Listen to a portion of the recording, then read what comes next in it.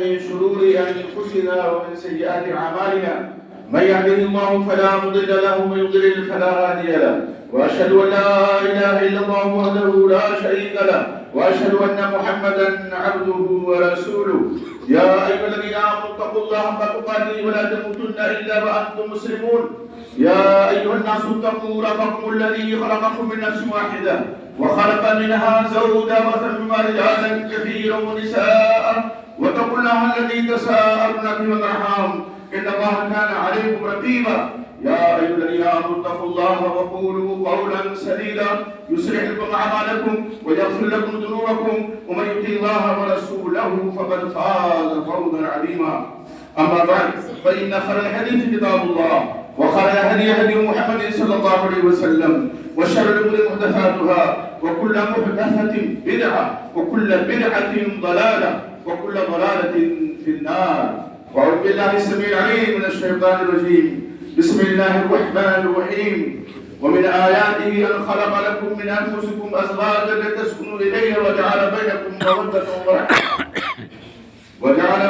مودة ورحمة إن في ذلك لآيات لقوم يتفكرون وقال عز من قائل أعوذ بالله من الشيطان الرجيم كنا لباس لكم وأنتم لباس لهم اللہ رب العزت کی تعریف و توصیف اور امام الانبیاء سید الاولین آخرین امام اعظم محمد رسول اللہ صلی اللہ علیہ وسلم پر بے شمار درود و سلام کے بعد یہ جو موسم چل رہا ہے شادی کا موسم ہے شہروں میں خصوصیت کے ساتھ اور اس موسم میں اور شادی کے موقع پر شریعت کی ہدایات کیا ہیں اللہ اور رسول صلی اللہ علیہ وسلم کے فرامین کیا ہیں اکثر لوگ اس سے غفلت کا شکار ہوتے ہیں ہر کوئی چاہتا ہے کہ ہمارا گھر آباد ہو جائے ہر کوئی چاہتا ہے کہ اس کی شادی ہو بلوغت کے بعد خواہش ہوتی ہے اور ہونی بھی چاہیے اس لیے کہ اللہ کے نبی محمد رسول اللہ صلی اللہ علیہ وسلم نے فرمایا یا معاشر الشباب من استطاع منکم الباءة فليتزوج فإنه أغض للبصر وأحسن للفرج ومن لم يستطع فعليه بالصوم فإنه له وجاء متفق علیہ متفق علیہ روایت میں آپ صلی اللہ علیہ وسلم فرماتے ہیں جوانوں کو خطاب کرتے ہوئے کہ جوانوں کی جماعت جو تم میں سے نانفقہ کی طاقت رکھتا ہے وہ شادی کرے اس لیے کہ شادی یہ اس کے نگاہوں کو زیادہ پست کر دے گی جھکا دے گی اس کی شرمگاہوں کی حفاظت اس کی وجہ سے زیادہ ہوگی اور جو نفقہ کی طاقت نہیں رکھتا ہے وہ روزہ رکھے یہ روزہ اس کی شہوت کو توڑ دے گا تو یہ مطلوب چیز ہے اور مقصد نسل انسانی کی بقا امام الانبیاء محمد رسول اللہ صلی اللہ علیہ وسلم کی امت میں اضافہ اور گھر کا سکون آپ صلی اللہ علیہ وسلم نے فرمایا تزوجوا الولود الودود فإني مكاثر بكم الأمم تم زیادہ بچہ پیدا کرنے والی زیادہ محبت کرنے والی خاتون سے شادی کرو اس لیے کہ کل قیامت کے دن میں امتوں کی موجودگی میں تم پر فخر کروں گا کہ میری امت کے لوگ اتنے زیادہ ہیں لیکن بنیادی جو مقصد ہے وہ گھر کے ماحول کو پرسکون بنانا ہر کوئی چاہتا ہے کہ ایک لڑکی آئے جو گھر کو ہمارے سجائے سوارے اس کے ذریعے سے خاندان بڑھے آگے لیکن سکون حاصل کرنے کے اسباب و ذرائع لوگ اپناتے نہیں ہیں نکاح جو سب سے آسان بنایا گیا تھا شریعت میں آج لوگوں نے اس کو سب سے مشکل بنا دیا ہے مشکل ترین بنا دیا ہے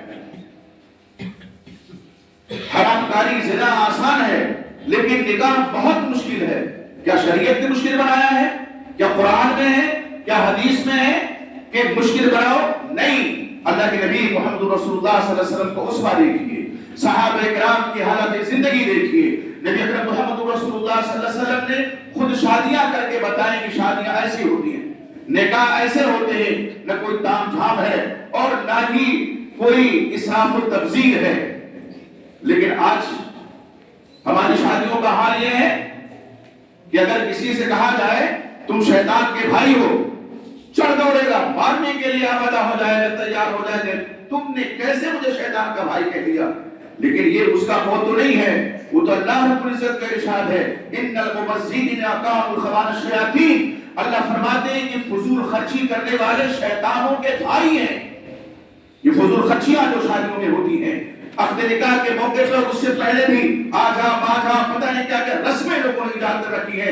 हिंदुआना तहजीब से मुतासिर होकर के अपनी तहजीब, अपनी सिकाफत, अपना तमद्दुन, इस्लाम की तालीमात सब मुसलमानों ने फरामोश कर दिया। इसलिए आज घर घर में फितना है, फसाद है, सुकून गारत हो चुका है घरों का।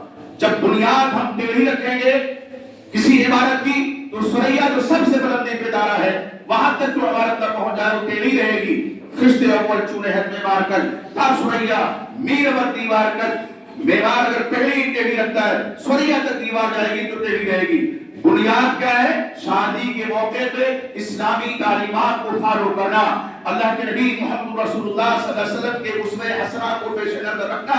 और वही नहीं होता है, बल्कि देखा यह जाता है कि जिसकी वजह से सारा काम झाम होता है, वो सबसे बाद में 12 बजे 1 बजे फिर तलाश होती है कि वो निकाह नामा कहाँ है। तो पता चलता है कि दादी ने ब्रीफकेस के सबसे निचले हिस्से में रखा हुआ उसको, फिर उसकी तलाश होती है, फिर कादी साहब निकाह पढ़ाते हैं। जिसके लिए इकट्ठा हुए हैं सबसे आखिरी को होता है। और ये आलम है आज हमारी शादियों का। सुकून गारत क्यों नहीं होगा?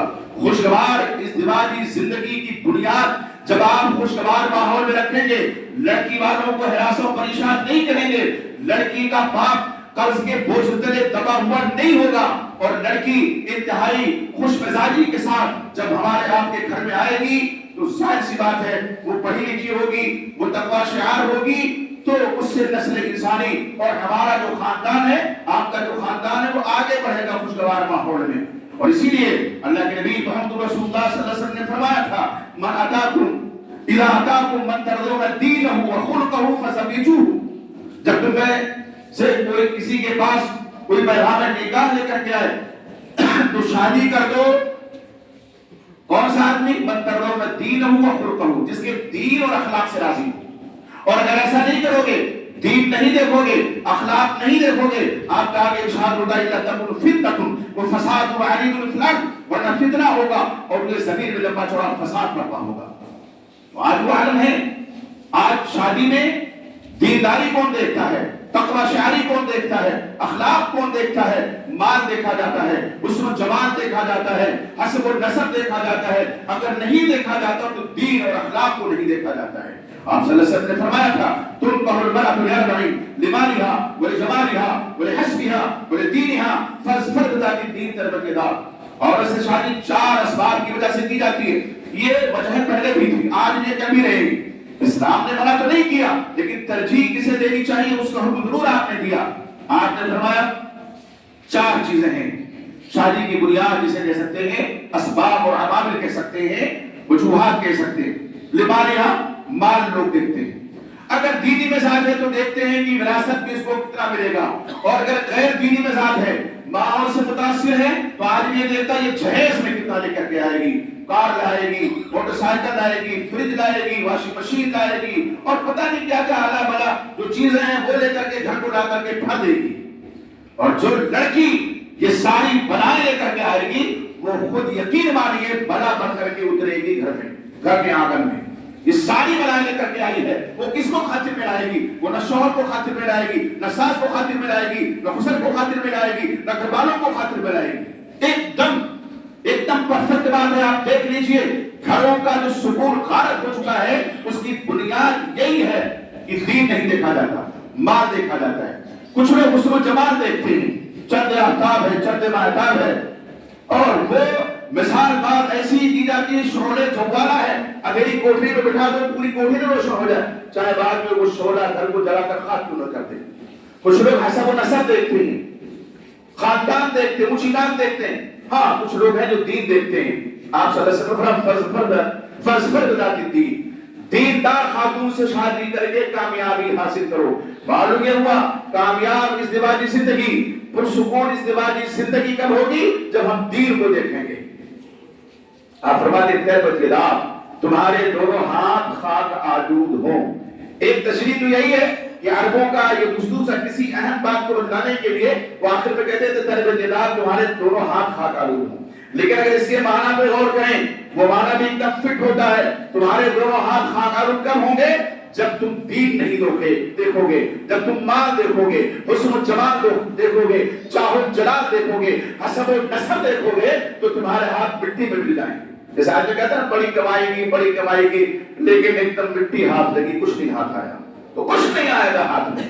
اور اس حدیث پہ غور کیجیے جس میں آپ صلی اللہ علیہ وسلم فرمایا اذا اتاکم من ترضون دینہ وخلقہ، دین اور اخلاق دین میں داخل ہے۔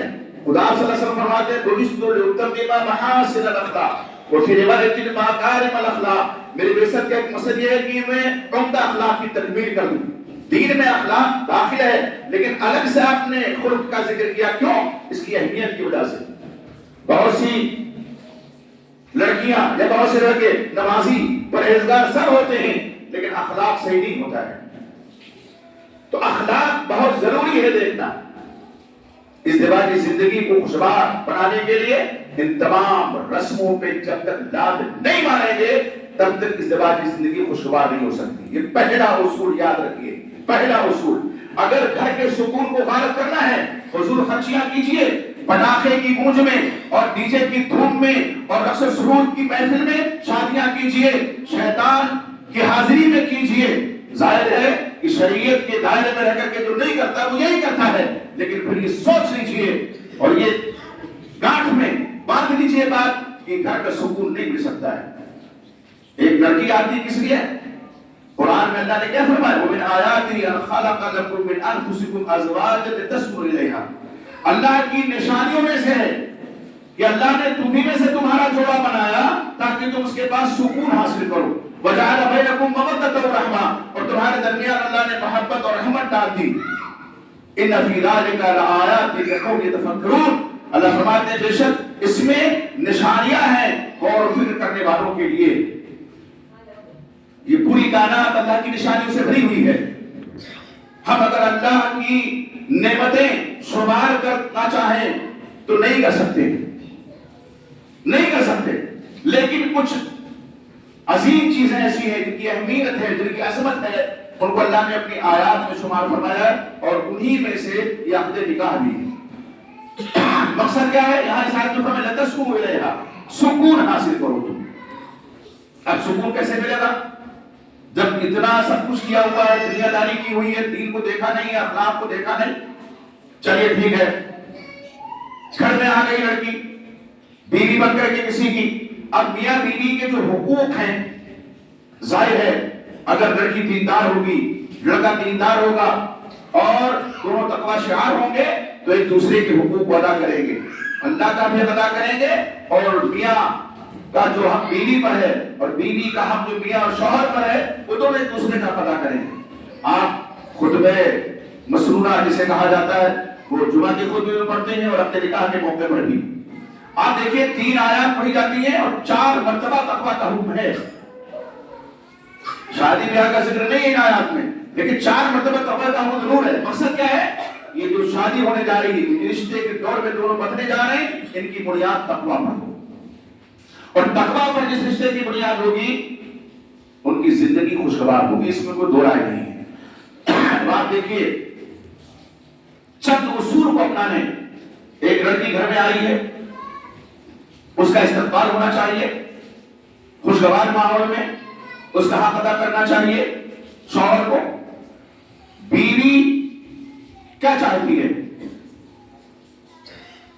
4 چیزیں، بلکہ یوں کہہ لیجئے کہ اس کو مگر کر دیں تو ایک تو کیا تحفظ، کوئی لڑکی کہیں جاتی ہے، ابھی تو اجنبی گھر ہے نا، عقد نکاح کے بعد رشتے کی ڈور میں بندھے ہیں، تو تحفظ چاہیے اسے، عزت چاہیے اسے، 2 اور حوصلہ افزائی چاہیے اسے، اس کو تحفظ کا احساس ہو کہ یہاں اس گھر میں میری عزت، میری ناموس محفوظ ہے۔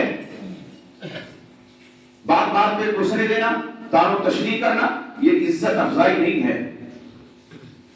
ماں باپ کے حوالے دینا کہ تیری ماں نے کیا سکھا کے بھیجا تھا، اور تیری ایمان بھی ایسی نہیں ہوگی جیسے تو ہے. یہ عزت افزائی نہیں ہے.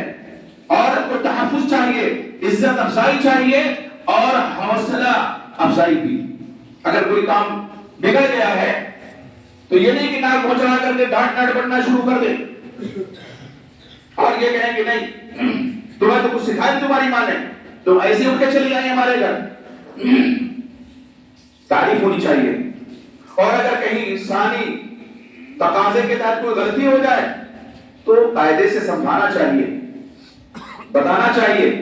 اسی منبر پہ میں نے وہ واقعہ بارہا بیان کیا ہے حسنین کریمین کا رضی اللہ عنہما. ایک چچا محترم وضو بنا رہے تھے, صحیح وضو نہیں تھا ان کا.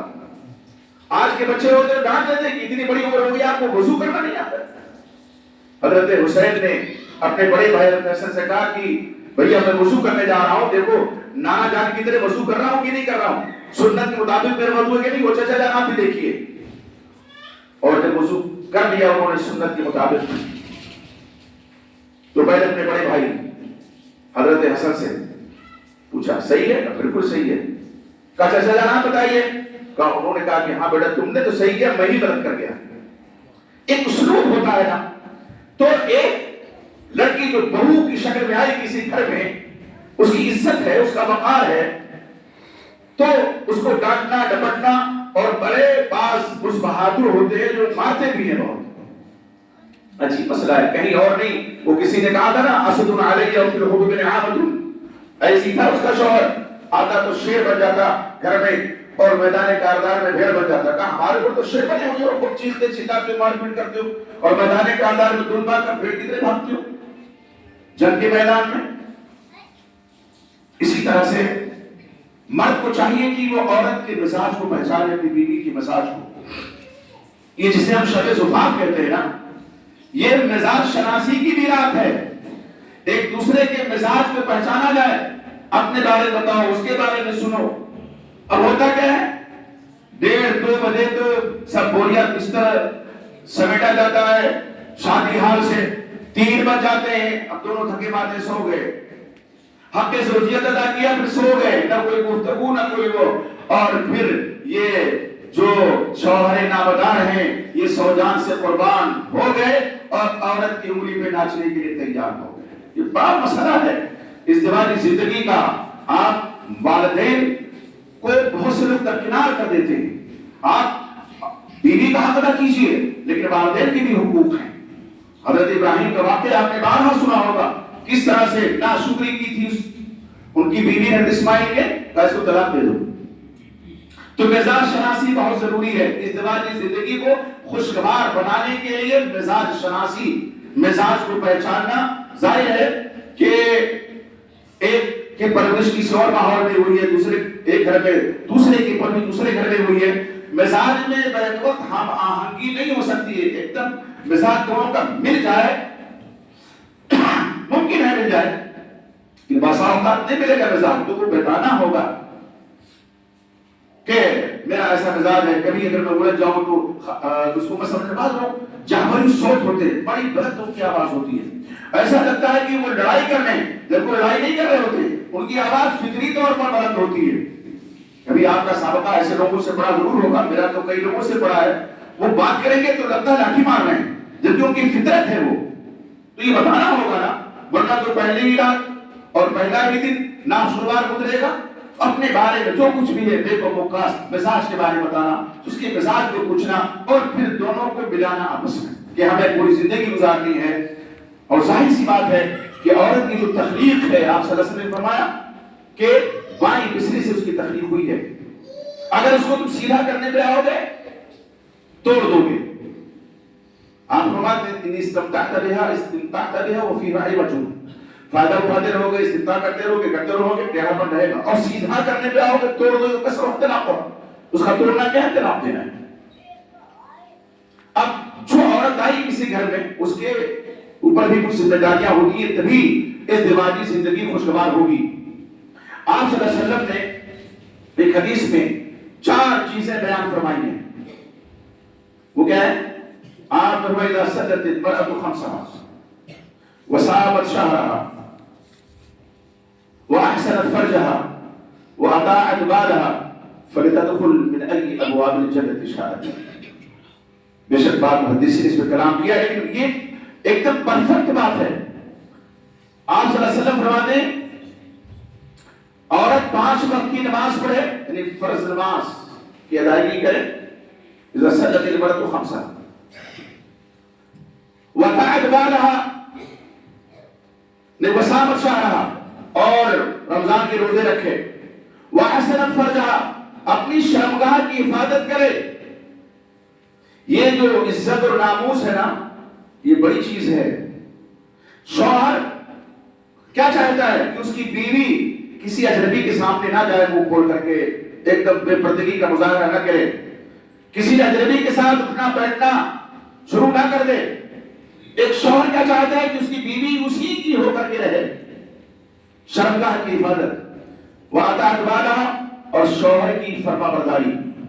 یہ 4 چیزیں اگر عورت اپنا لے، آپ فرماتے ہیں جنت کے جس دروازے سے چاہے داخل ہو جائے، 8 دروازے جنت کے ہیں، اس کو جس دروازے سے چاہے. کتنا بڑا فضل ہے اور کتنا بڑا مقام ہے عورت کا. اگر یہ 4 چیزیں وہ برت لے، نماز کی پابندی، روزے کی پابندی، ساتھ میں شرمگاہ کی حفاظت اور شوہر کی فرمانبرداری کے اطاعت گزاری، جنت کے جس دروازے سے چاہے داخل ہو جائے. میاں بیوی ایک دوسرے کے لیے ستر ہیں، پردہ ہیں. قرآن میں اللہ نے فرمایا ہن لباس لکم وانتم لباس لہن، وہ تمہارے لیے لباس کی مانند ہے اور تم ان کے لیے. کتنی پیاری مثال دی ہے اللہ رب العزت نے. لباس کا کام کیا ہے؟ لباس ہم پہنتے ہیں، اس سے ہماری عزت میں اضافہ ہوتا ہے. لباس پہنتے ہیں، ستر پوشی ہوتی ہے. لباس پہنتے ہیں، محفوظ رہتے ہیں سردی اور گرمی سے. تو میاں بیوی کا تعلق ایسے ہی ہونا چاہیے، ایک دوسرے کے لیے، اور سکون ملتا ہے لباس پہن کر کے. ہم جاڑے میں گرم لباس پہنتے ہیں، گرمی میں وہ لباس پہنتے ہیں جس سے گرمی کا احساس نہ ہو. تو میاں بیوی کا تعلق اللہ رب العزت فرماتے ہیں اسی طرح ہونا چاہیے. ایک دوسرے کی عزت کرنا، ستر پوشی اور تحفظ، اور مصیبت میں، پریشانی میں ایک دوسرے کے ساتھ رہنا. آپ دیکھیں لباس پہ اگر کبھی کوئی چھینٹا پڑ جائے، گندگی لگ جائے، یا کھانے بیٹھے کھانا کھانے شادی کے حال میں شوربہ گر جائے تو لباس اتار کے پھینک دیتے نہیں. اس کو باقاعدہ جا کر کے اتنا حصہ دھلتے ہیں صابن سے اسی وقت، کہ اگر دیر ہو جائے گی تو ہو سکتا ہے داغ نہ چھوٹے. تو میاں بیوی کا تعلق اسی طرح سے، اگر کچھ ہو جائے، بگاڑ ہو جائے تو نہیں کہ اتار کے پھینک دو.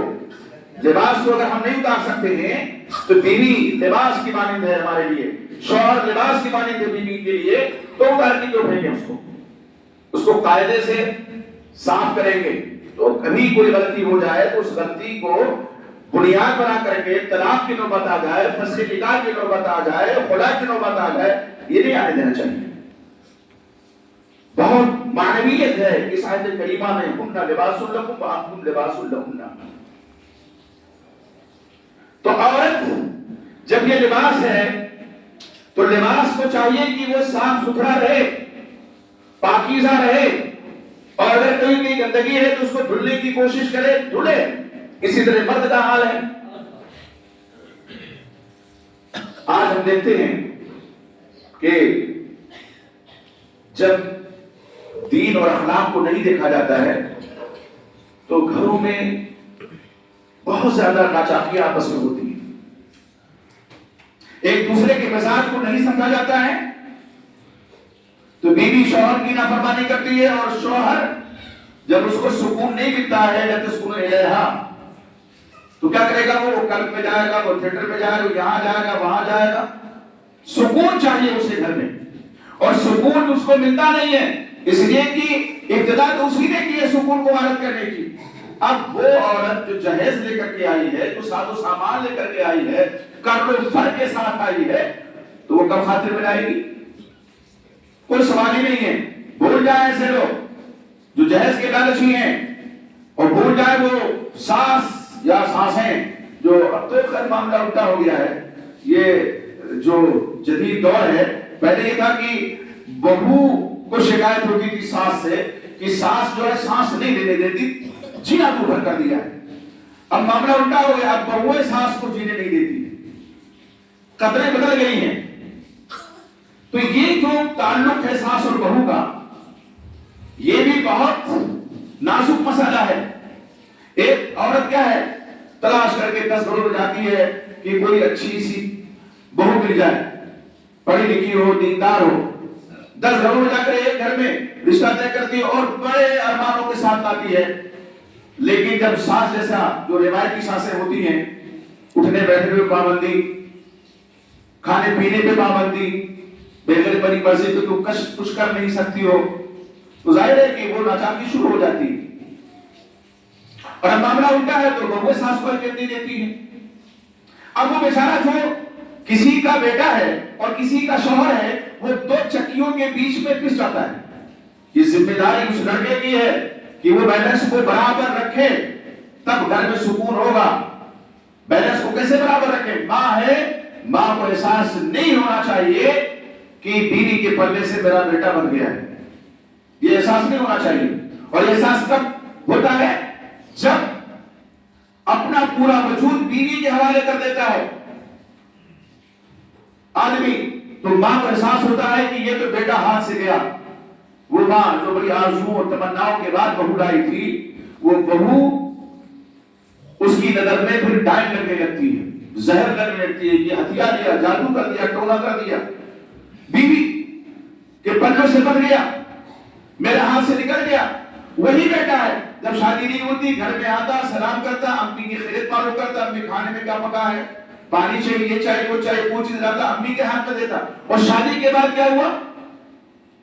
अब सब कुछ बीवी ही नजर आने लगी, माँ को इग्नोर करना शुरू कर दिया। माँ बैठी है, रात तक नहीं, बेटा है, सलाम करे, खैरियत मालूम करे, दुआएं ले, दुआएं बोल देता है, वो सब फौरन कोई सामान लाए, पीछे दबा करके घर में घुस गए। घर का सुकून कहाँ रहेगा?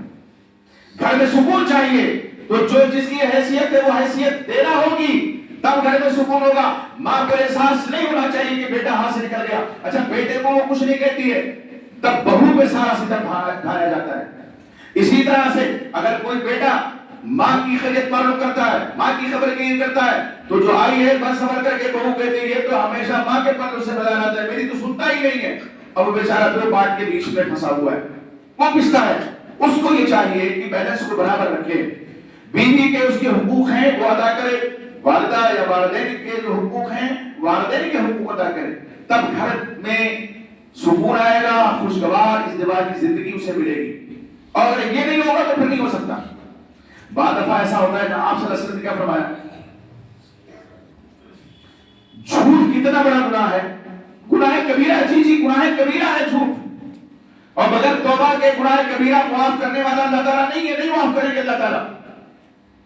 लेकिन अगर 2 आदमी को दरमियान सुलह कराने के लिए कोई आदमी झूठ का सहारा लेता है, आप समझ नहीं सकते आदमी वो झूठा नहीं है। इसी तरह शौहर अगर बीवी से झूठ भी कह दे उसका दिल रखने के लिए, तो शरीयत ने इसको झूठ में शुमार नहीं किया है, गुनाह कबीरा में शुमार नहीं किया है। तो इसका सहारा लेने की जब इजाजत है, देखिए कितनी अहमियत है। और शरीयत क्या चाहती है कि हमारी जो जिंदगी है वो खुशगवार रहे, हमारे घर का सुकून बहाल रहे। तो अगर बेटे को झूठ का भी सहारा लेने पड़े कि बीवी के पास गया तो उसकी तारीफों के पुल तो बांधना ही बांधना, मुंह बांधे, अरे क्या बताएं अम्मी है, कुछ ख्याल करना पड़ता है। और अम्मी के पास आए तो अगर वो तो ऐसी है वैसी है, अम्मी तो मैं तो तुम्हारा बेटा हमेशा से हूं ना, और हमेशा अम्मी का बेटा बन के रहूंगा, आप फिक्र न कीजिए। वो दूसरे घर से आई है तो मैं उसकी इतनी खबरगिरी क्यों करूंगा, आप परेशान ना हो, हालांकि खबरगिरी कर रहा है। हल्का सा झूठ, शरीयत ने इसको झूठ करार नहीं दिया है। तो आज अगर हमें पुरसुकून जिंदगी चाहिए तो सबसे पहले शादी ब्याह की जो रस्में हमने बना रखी हैं और रस्मों में जकड़ रखा है। अब एक साहब ने एक शादी में मुझसे कहा 3 दिन आपको शिरकत करना है, तो एक दिन माशे का था। अल्लाह अकबर, मैंने कहा माजा ये कहां से आया है भाई, आप इसमें फंस करके इस्लामी शरीयत को तार कर रहे हैं, ये गैरों की रस्में हैं। और आप सल्लल्लाहु अलैहि वसल्लम फरमाते तशब्बह बिकौमिन फहुवा मिनहुम, जो किसी कौम की मुशाबहत इख्तियार करता है, कान खोल करके सुन लीजिए, आप सल्लल्लाहु अलैहि वसल्लम का इरशाद अली है, आप फरमाते हैं जो किसी कौम की मुशाबहत इख्तियार करे तो उसी कौम से है। हम गैरों की मुशाबहत इख्तियार करेंगे तो हमारा शुमार उन्हीं में होगा। مسلمانوں میں کیسے ہو سکتا ہے؟ اللہ کے نبی محمد رسول اللہ صلی اللہ علیہ وسلم کے تابعداروں میں کیسے ہو سکتا ہے؟ آپ صلی اللہ علیہ وسلم کے اطاعت گزاروں میں کیسے ہو سکتا ہے؟ یہ ماجہ کی رسم، اور جس ماجے میں بعض لوگ اتنا خرچ کر دیتے ہیں کہ غریب بیٹی کی شادی ہو جائے، اور بارات کی شکل میں وہ ہے نا آپ صلی اللہ علیہ وسلم کی ایک حدیث، دخل سارقا وخرج مغیرا، کہ آدمی چور کے لیے داخل ہوتا ہے اور ڈاکو کی طرح سے نکلتا ہے، چور کی طرح کے 150-200 کی تعداد میں، پھر وہ جہیز کا سامان لا کر کے لائے، جیسے ڈاکو لدے پھدے آ رہے ہیں کسی کا گھر لوٹ کر کے۔ آپ نے بے شک شادی کے موقع پہ نہیں فرمایا، لیکن ایک حدیث آپ کی ہے۔ تو یہ عالم ہے آج، گھر کا سکون کہاں ملے گا، کیسے حاصل ہوگا؟ غیروں کی مشابہت اپنا کر کے ہم نے لاک ڈاؤن میں کچھ شادیاں سنت کے مطابق ہوئی تو بڑی خوشی ہوئی، ایک دم 4-5 لوگ اکٹھا ہے، نکاح ہو گیا، 4-5 لوگوں نے ولیمہ کھا لیا، ختم، بڑی خوشی۔ کئی نکاح کے موقع پہ ایسا ہوا، لیکن میں یہ سوچ کہہ رہ گیا کہ اللہ کرے کہ یہ برقرار ہے، اور جیسے جاتا ہوں ختم ہوا، پھر وہی رفتار بے ڈھنگی جو پہلے تھی وہ اب بھی ہے، وہی رفتار۔ آپ شادی حال میں جائیے تو احساس کیے بغیر نہیں رہ سکتے کہ مسلمانوں سے زیادہ مالدار کوئی نہیں ہے، اور مسجد میں جائیے تو احساس کرنا ہوگا کہ مسلمانوں سے زیادہ غریب اور مفلس کوئی نہیں ہے۔ شادی میں فضول خرچی، اور وہ آیت جو میں نے پڑھی تھی، اللہ رب العزت کے ارشاد ان المبذرین کانوا اخوان الشیاطین، شیطانوں کو دیکھنا ہے تو شادی حال میں جا کر کے دیکھو۔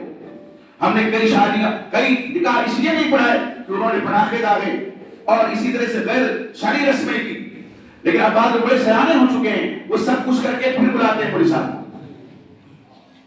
یہ بھی غلط ہے، ٹھیک ہے، پولیس صاحب تو نہیں پکڑے جائیں گے، لیکن آپ ضرور پکڑے جائیں گے جو آپ بلاتے ہیں، جب ساری رسمیں کر لیتے ہیں تب کہ ان کی موجودگی بند کرو ورنہ نکاح نہیں پڑھائیں گے۔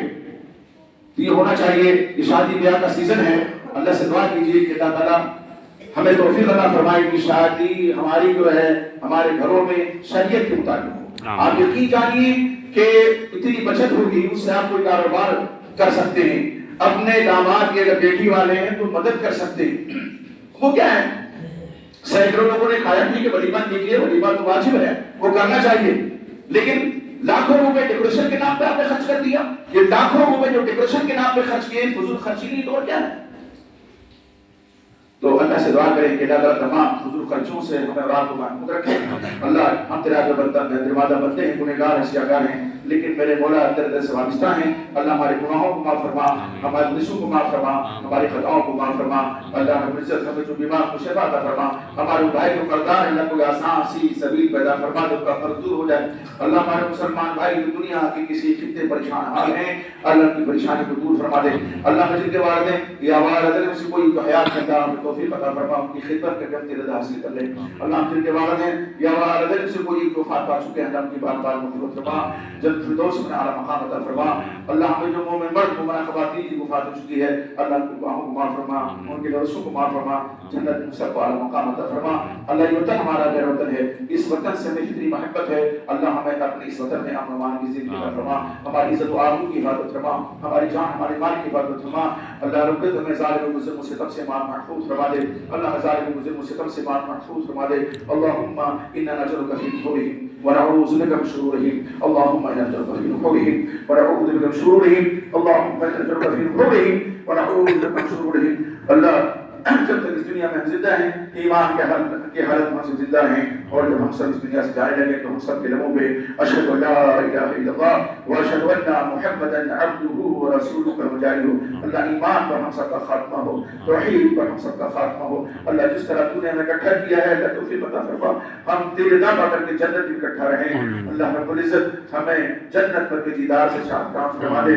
اللہ رب العزت ہمیں امن و امان کی زندگی عطا فرما، ہماری صفوں کی اتحاد و اتفاق پیدا فرما دے، اور یہ شادیاں جن میں لوگ فضول خرچیاں کر رہے ہیں، اللہ ہمارے مومن بھائیوں مسلم بھائیوں کو توفیق عطا فرما، تمام فضول خرچیوں سے وہ بچ جائیں، اللہ اس کی توفیق عطا فرما۔